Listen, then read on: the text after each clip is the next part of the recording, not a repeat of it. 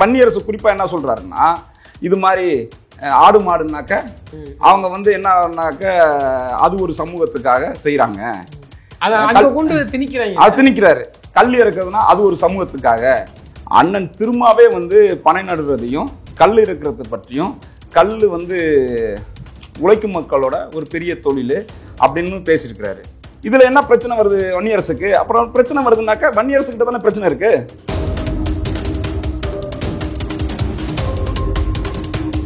திருமாவளவனுக்கு இது எதுவும் தெரியாதனால இல்ல, இந்த அரசியல் நாம் தமிழர் கட்சி கையில் எடுத்திருக்க எல்லா அரசியலும் அண்ணனுக்கு நல்லா தெரியும். திருமாவளவன் பேச சொல்லி தான் பேசுறாரு, பேச மாட்டேங்கிறாரு, இவர் பேசுறாரு. திருமாவளவன் சொல்லி பேசுறாரான்னு கூட நம்மளுக்கு தெரியாது. திமுக சொல்லியே வன்னியரசு பேசலாம். இந்த மாடுகளை இந்த நிலத்தில இருந்து அப்புறப்படுத்தணுங்கிறது உர வியாபாரிகளோட டிராக்டர் மாதிரியான இந்த கார்பரேட் நிறுவனங்களோட சூழ்ச்சி. வன்னியரசு என்ன சொல்றாங்கன்னா, திருமாவளவனுக்கு எதிராகவே வந்து இப்ப வந்து செயல்படுறாரு. என்னன்னா, இப்ப இவங்க ஏன் வனத்துக்குள்ள மாடு மேய்ப்பவர்களை அனுமதிக்கிறது இல்லை அப்படிங்கும் போது நம்மளுக்கு குறிப்பா ஒரு டவுட் வருது. அப்ப என்ன பண்ணுதுன்னா, உள்ள வனத்துக்குள்ள இவங்க என்ன பண்றாங்க?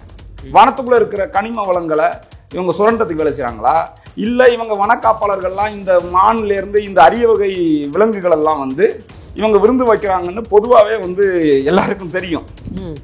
அப்படி எதுக்கும் அவங்க அச்சப்படுறாங்களா?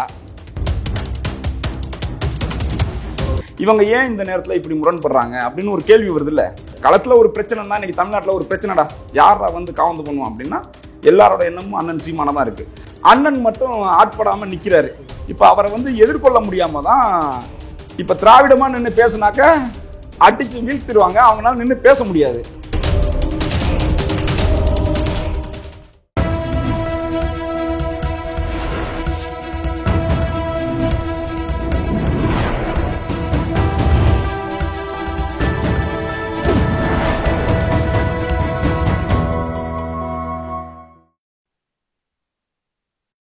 சேனல் 5 தமிழ் நேயர்களுக்கு வணக்கம். இன்றைய நேர்காணலில் நம்மோடு பேச இருப்பது நாம் தமிழர் கட்சியை சேர்ந்த மாநில ஒருங்கிணைப்பாளர் திருமுருகன் அவர்கள். சார் வணக்கம். சார் வணக்கம். இப்போ நல்லா இருக்கு, நீங்களா இருக்கீங்க? நல்லா இருக்கு. இப்போ என்னன்னா, அண்ணன் சீமான் அவர்கள் வந்து இந்த மாடுகளுக்கான ஒரு மாநாடு, உரிமை மீட்பு மாநாடுங்கிற மாதிரி நடத்தினாங்க. இதை வந்து கேலி செய்யும் விதமாகவும் விமர்சிக்கும் விதமாகவும் விசிகாவை சேர்ந்தவர்களும் திமுக சேர்ந்தவர்களும் பேசுறாங்க. நாங்கள் ஒரு வளர்ச்சியை நோக்கி போய்கிட்டு இருக்கோம், திரும்பவும் மாட்டமை ஆட்டமை, சீமானுடைய எண்ணங்கள் இதுதான். அதாவது பிஜேபி கூட ஒத்து வச்சு பேசுறாங்களே, அந்த ஒரு பக்கம் தடுப்பு மாதான்னு சொல்லிட்டு அந்த பிஜேபி ஃபார்முலா தான் இவரும் எடுக்கிறாரு. உங்க பதிவு சொல்லுங்க. அதான் இது வந்து முதல்ல அண்ணன் வன்னியரசு வந்து அவர் நாம் தமிழர் கட்சிக்கு எதிராக செயல்படுறாரு, நாம் தமிழர் கட்சியை வந்து விமர்சனம் செய்கிறாரு அப்படின்னு சொல்கிறதுக்கு முன்னாடி அவர் உண்மையிலே செய்கிறது வந்து விடுதலை சிறுத்தைகளை தான் அவர் வந்து அந்த வேலையை செய்கிறாரு. இதில் கவனமாக இருக்க வேண்டியது யாருன்னாக்க நம்ம கிடையாது, அண்ணன் திருமா தான் கவனமாக இருக்கணும். ஏன்னா அண்ணன் வந்து பனைமரம் ஏறி கல் இறக்குனார். உடனே இது வந்து இந்த ஒரு சமூகத்துக்கு சார்ந்தது அந்த நிலைப்பாடை எடுக்கிறாருன்னு தான் வன்னியரசு விமர்சனம் பண்ணார். ஆனால் இதுக்கு முன்னாடி அண்ணன் திருமாவே வந்து பனை நடுறதையும் கல் இருக்கிறத பற்றியும், கல் வந்து உழைக்கும் மக்களோட ஒரு பெரிய தொழில் அப்படின்னு பேசியிருக்கிறாரு. அண்ணன் வன்னியரசு என்ன சொல்கிறாங்கன்னா, திருமாவளவனுக்கு எதிராகவே வந்து இப்போ வந்து செயல்படுறாரு. என்னென்னா, திராவிட முன்னேற்ற கழகம் எப்பயும் வந்து என்ன மாதிரியான விஷயங்களை கையெடுக்குன்னா, அது இடதுசாரிகளை, கம்யூனிஸ்டுகளை, அப்புறம் இந்த மாதிரியான தமிழ் தேசியமாக இயங்குகிற அமைப்புகளெல்லாம் கூப்பிட்டு வச்சு அதுக்குள்ளே உள்ளடி வேலை பண்ணி அந்த அமைப்புகளை காலி பண்ணிடும். இப்போ அப்படி தான் நான் நினைக்கிறேன். விடுதலை சிறுத்தைகளை வன்னியரசை வந்து வச்சு விடுதலை சிறுத்தைகளை முன்னுக்கு பின்முரணாக பேச விட்டு, தமிழ் தேசியத்துக்கு எதிராக பேச விட்டு இந்த வேலையை வந்து செய்யுதோ அப்படின்னு நம்மளுக்கு ஒரு ஐயம் இருக்கு. இல்ல, இதை நேரடியாக திருமாவளவன் அவர்களே அண்ணன் அவர்களே பேசிட்டு போயிருக்கலாம். அவர் சைலண்டா இருக்கிறாரு. ஆமா, திமுகவுடைய பல அண்டர்ஸ்டாண்டிங் இருக்கவர் தான் திரு வன்னியரசு அதான் சொல்றேன். இது வந்து என்னன்னா, இப்போ தமிழ் பிள்ளைகள் வந்து ரொம்ப கவனமாக இருக்குது. இந்த திராவிட பூச்சாண்டி எல்லாம் வந்து பிள்ளைங்க ஏற்றுக்கிறது மாதிரி இல்லை. அப்புறம் வரலாற்றை வந்து நுட்பமாக வந்து தெரிஞ்சுக்கிட்டாங்க. அதுவும் விடுதலை சிறுத்தைகளில் இருக்கிற தம்பிகளே வந்து உளமாற வந்து அண்ணன் ராம்குமார் என்ன பேசியிருக்காரு, திருமாவளவன் என்ன பேசியிருக்காருன்னு நீண்ட காலத்தில் உள்ளதெல்லாம் எடுத்து படித்து பார்த்துருங்க. அதுக்கு நேர் எதிராக வந்து இப்போ இருக்கிற செய்திகள் வர்றதுனால இவங்க ஏன் இந்த நேரத்தில் இப்படி முரண்படுறாங்க அப்படின்னு ஒரு கேள்வி வருது இல்லை. அது விடுதலை தம்பிகளுக்கே வந்து குழப்பத்தை உண்டு பண்ணதில்ல. அப்போ அவங்க தானே இப்போ அப்போ வந்து திருமாவளவன் தான் வந்து வன்னியரசை வந்து கவனமாக எச்சரிக்கணும். நம்ம வந்து எப்பயுமே வந்து அதுக்கான இது இல்லை. இது வந்து முதல் நம்ம பதில். இது வந்து விடுதலை சிறுத்தைகளுக்காக நம்ம வைக்கிற ஒரு ஆலோசனை. உண்மையிலே என்னன்னா, ஆடு மாடுகளுக்கு ஏன் வந்து மாநாடு அப்படின்னா, இந்த அரசியல் வந்து இந்த தமிழகத்தில் நீண்ட காலமாக வந்து ஏகப்பட்ட பிரச்சனைகள் வந்து மக்கள் சந்திக்கிறாங்க. அன்றாட பிரச்சனைகள் இருக்குது. அந்த எல்லா பிரச்சனைகளையும் நாம் தமிழர் கட்சி முன்னின்று நடத்துது. அதில் அண்ணன் சீமான் வந்து தலைமையேற்று எல்லாரும் பிரச்சனைகளையும், அது வந்து அரசு ஊழியர்களாக இருந்து போடுறதா இருந்தாலும் சரி, மருத்துவர்களாக செவிலியர்களாக இருந்து போராடுறதா சரி, போக்குவரத்து தொழிலாளர்களாக இருந்தாலும் சரி, இல்லை இங்கே வந்து எங்களோட வீடுகளை இடிக்கிறாங்க, இது மாதிரி எந்த பிரச்சனையாக இருந்தாலும் அண்ணனை தான் அழைக்கிறாங்க. அண்ணன் தான் போய் நிற்கிறார். களத்தில் ஒரு பிரச்சனைனா இன்னைக்கு தமிழ்நாட்டில் ஒரு பிரச்சனைடா, யாரா வந்து காவந்து பண்ணுவோம் அப்படின்னா எல்லாரோட எண்ணமும் அண்ணன் சீமானை தான் இருக்குது. அப்படி மேய்ச்சல் நிலம் அப்படிங்கிறது வந்து மாடுகளுக்கு வந்து ஒரு அவசியமான ஒன்று. அந்த மேய்ச்சல் நிலத்தெல்லாம் கார்பரேட் நிறுவனங்களுக்கு இவங்க வந்து கையளிச்சிடுறாங்க.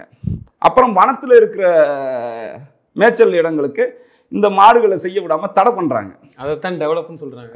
அதான். அப்போ நம்ம என்ன பண்ண வேண்டியதாக இருக்குன்னா, இப்போ நம்ம வந்து அனைத்து உயிர்களுக்குமான அரசியல் பேசுகிற ஆட்கள், இப்போ இவங்க ஏன் வனத்துக்குள்ளே மாடு மேய்ப்பவர்களை அனுமதிக்கிறது இல்லை அப்படிங்கும்போது நம்மளுக்கு குறிப்பாக ஒரு டவுட் வருது.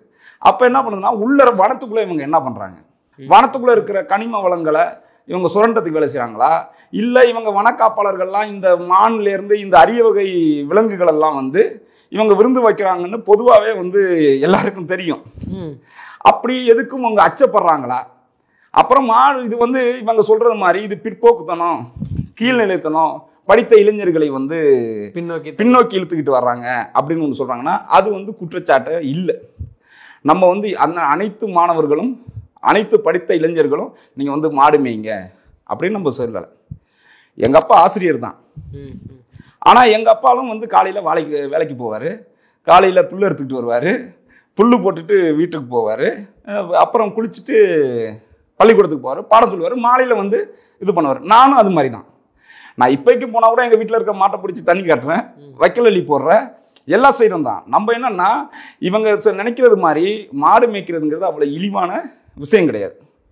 கிட்டத்தட்ட 9 லட்சம் கோடி வந்து இந்த சந்தையில் வந்து மாடு சார்ந்த பண்டங்கள் மூலமாக சந்தை நிலவரம் இருக்குது. இவங்க செய்கிறது என்னன்னா, சாராய சந்தையில் 50,000 கோடி வருது அப்படின்னு இவங்க ஒரு மதிப்பீடு போடுறாங்க. இதில் யாரை வைக்கிறாங்க? படித்த இளைஞர்களை கொண்டு போய் சாராயம் விற்கிறதுக்கு பயன்படுத்துகிறாங்க. நம்ம என்ன சொல்கிறோம்னா, நீ படித்த இளைஞர்களை நீ சாராயம் விற்று பிழைக்க சொல்கிற.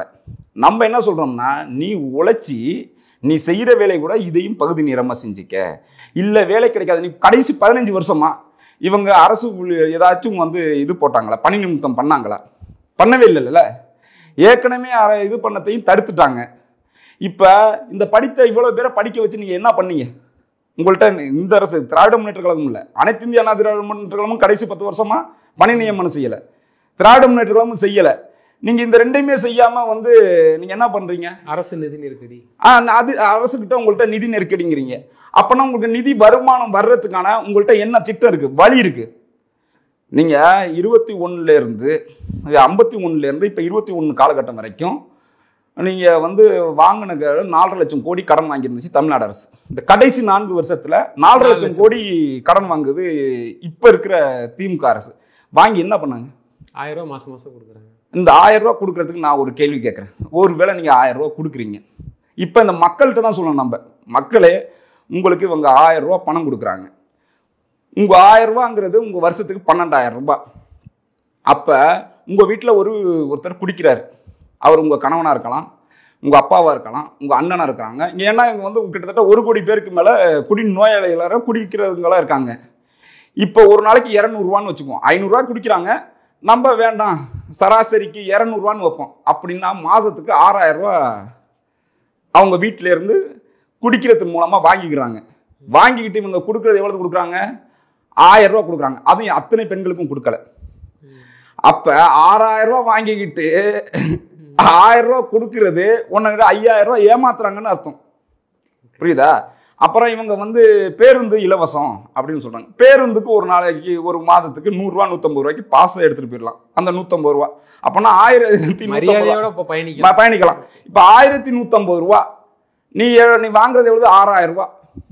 6000 ரூபாய் வாங்கிட்டு 1150 ரூபாய் கொடுக்கறது நீ வந்து என்ன மாதிரியானது? இந்த குடிக்கிறதுனால, இந்த டாஸ்மார்க்னால வருமானம், அதோட தயாரிப்பு வந்து 15 ரூபான்னா 200 ரூபாய் 250 ரூபாய்க்கு விற்கிறாங்க. இது யாருக்கு போகுது? திராவிட முன்னேற்ற கழகம், அனைத்து இந்திய அண்ணா திராவிட முன்னேற்ற கழகம் 2 பேர்ல இருக்கிற அந்த முதலாளிகளுக்கு போகுது. அந்த முதலாளிகள் யாருன்னு நம்மளுக்கே தெரியும், மக்களுக்கும் தெரியும், திராவிட முன்னேற்ற கழக ஆட்சியாளர்களுக்கும் தெரியும், அனைத்து இந்திய அண்ணா திராவிட முன்னேற்ற கழக ஆட்சியாளருக்கும் தெரியும். இவங்க 2 பேரும் வேறு இல்லை, 2 பேரும் ஒன்று தானே. அப்படின்னா இவங்க எலெக்ஷனுக்கு முன்னாடி சொன்ன கொடநாடு வழக்கு நாங்கள் எடுப்போம், முன்னாள் அமைச்சர்கள் எல்லாரையும் கூண்டுல ஏற்றுவோம், அவங்கள்ட்ட இருக்க லஞ்ச பணத்தெல்லாம் அவங்க வந்து ஊழல் பணத்தெல்லாம் நாங்கள் மீட்டெடுப்போம்னு சொன்னாங்க. என்ன பண்ணாங்க? அப்ப இவங்க சொல்றது என்னன்னா மீண்டும் மீண்டும் மக்களை ஏமாத்துறாங்க. நம்ம என்ன சொல்றோம்னா 9 லட்சம் கோடிடா இவங்க வாங்கி வச்சிருக்க கடனு. அந்த 9 லட்சம் கோடிக்கு சந்தை மதிப்பு இருக்கு. ஆடு மாடு வளர்ப்பு, அதன் மூலமா வர பொருட்கள், அதோட சந்தை மதிப்பு, அதை தான் நம்ம சொல்றோம். நீங்க படிச்சு டாக்டர் ஆகுங்க, இன்ஜினியர் ஆகுங்க, அதுக்காக இந்த அரசாங்கங்கள் திட்டமிட்டு அந்த மாணவர்களுக்கான வேலை வாய்ப்பை ஏற்படுத்தி கொடுங்க. அது இல்லாதவர்கள் என்ன, நீங்க எல்லா கிராமங்கள்லையும் இன்னைக்கு 100ல இருந்து 200 பேர் படிச்சுட்டு வேலை இல்லாம சும்மா சுத்திட்டு இருக்கான்னா, அவன் சும்மா சுத்திட்டு இருக்கான குடிக்க வச்சு கஞ்சா கொடுக்கறத தாண்டி நீங்க என்ன சிந்திச்சிருக்கீங்க? இதுல ஆடு மாடு வளர்ப்பு தப்புன்னு சொல்றதுல என்ன இது இருக்கு? இதெல்லாம் கண்டிக்காத வன்னியரசு இதுல மட்டும் வந்து முன்னந்து உள்ளாரு. அதுதான் சொல்லிட்டேனே, வன்னியரசோட நோக்கம் வந்து இந்த விடுதலை சிறுத்தைகள் வந்து ஒரு நல்ல நோக்கத்துக்காக துவங்கப்பட்ட கட்சி தான். அது தமிழர்களுக்காக, தமிழர்களின் ஒடுக்கப்பட்ட மக்களுக்காக. சீட்டு வேணுங்க நீங்க பேசுறாரு அவர் சீட்டு வாங்குறதுக்கு மட்டும் இல்ல, அவங்க வந்து எப்பயுமே அவங்களோட சேர்ற கட்சிகள் இருக்குல்ல, அதை பலவீனப்படுத்துறதுக்கு, அதை வந்து காலி பண்றதுக்கு வேலை செஞ்சிருப்பாங்க. அதுல நீங்க நல்லா திருமாவளவன் பேச சொல்லி தான் பேசுறாரு, பேச மாட்டேங்கிறாரு, இவர் பேசுறாரு. திருமாவளவன் சொல்லி பேசுறாரான்னு கூட நம்மளுக்கு தெரியாது. திமுக சொல்லியே வன்னியரசு பேசலாம். ஆதவரிஜினா மட்டும் ஏதாவது பேசினா மட்டும் நடவடிக்கை எடுக்க திருமாவளவன் அவர்கள் இது போன்ற கருத்தை இவர் சொல்றாரு. ஏன்னா அண்ணன் அவர்கள் மேடைக்கு மேடை அண்ணன் திருமாவளவன் மரியாதை பேச. இதே நீங்க சமீபத்துல பாத்தீங்கன்னா அகவை நாள் கொண்டாடின திருமாவளவன் மேடையில எந்த அளவுக்கு சீமான் அவர்களை விமர்சிச்சு பேசினாங்க. பெண்களை வச்சு, பேச்சாளர்களை வச்சு கடுமையா பேசுறாங்க. இது போன்ற செயல்களை எப்படி இல்ல, இதுக்கு வந்து விடுதலை சிறுத்தைகள்கிட்ட இருந்த தம்பிகளே வந்து, அதனால தானே நான் திரும்பி ஏன் சொல்றேன்னா, அது அந்த தம்பிகள் தானே இப்ப வந்து முன்னாடி அண்ணனோட பலம் என்ன, இன்னைக்கு அண்ணனோட பலம் என்ன. இப்ப அண்ணன் இந்த மாதிரி வேலைகளை கண்டிக்காம இந்த மாதிரி செய்யறதுனாலையும் தான் தம்பிகள் வந்து, விடுதலை சிறுத்தைகள் தம்பிகள் வந்து அந்த அவரோட எவ்வளவு பெரிய பலமா இருந்தது, இன்னைக்கு என்ன ஒரு பலவீனமாக இருக்குன்னா அதுக்கு என்ன காரணம்? திருமாவளவனோட இந்த இதுதானே. இந்த மாதிரியான இந்த விஷயங்களை, இந்த மாதிரி வன்னியரசு மாதிரியான ஆட்களை வந்து கண்டிக்காததுதான் இதோட பெரிய பின்னடைவு காரணம். தொடர்ந்து முட்டுக்கட்டை கொடுக்குறாங்க. அண்ணன் அவர்கள் கல்லு இறக்கதையுமே சொல்றதுக்கு விசிக சார்பா அதுல ஒரு மதுபானம் சொல்லி பேசுறாங்க. இல்ல, அவங்க என்ன பண்றாங்கன்னா, வன்னியரசு குறிப்பா என்ன சொல்றாருன்னா, இது மாதிரி ஆடு மாடுனாக்க அவங்க வந்து என்னன்னாக்க அது ஒரு சமூகத்துக்காக செய்யறாங்க, கொண்டு திணிக்கிறாங்க. அது திணிக்கிறாரு. கல் இறக்குதுன்னா அது ஒரு சமூகத்துக்காக, நீங்க பஞ்சமீட்பு நில மீட்பு அப்படின்னா அது ஒரு சமூகத்துக்காக,